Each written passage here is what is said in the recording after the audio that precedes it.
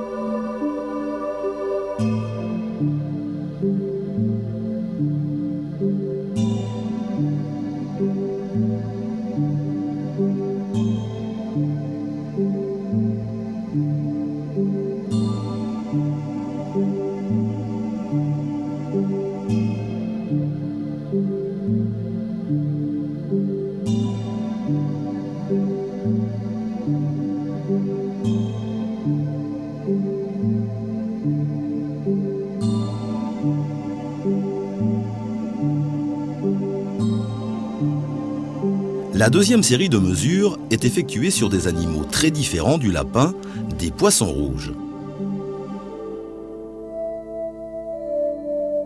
Là aussi, l'enceinte utilisée est adaptée à la taille des animaux. Les résultats pourront ainsi être obtenus en peu de temps. Ils sont exprimés en milligrammes de gaz dissous par litre d'eau. Pour ne pas trop perturber les poissons, l'expérience sera stoppée au bout de 30 minutes.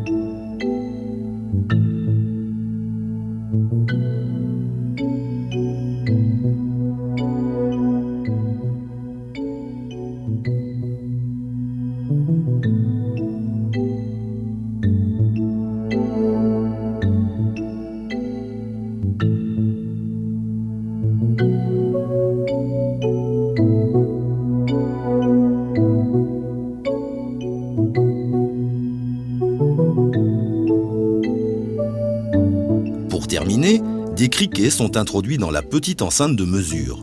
L'expérience durera ici 2 heures.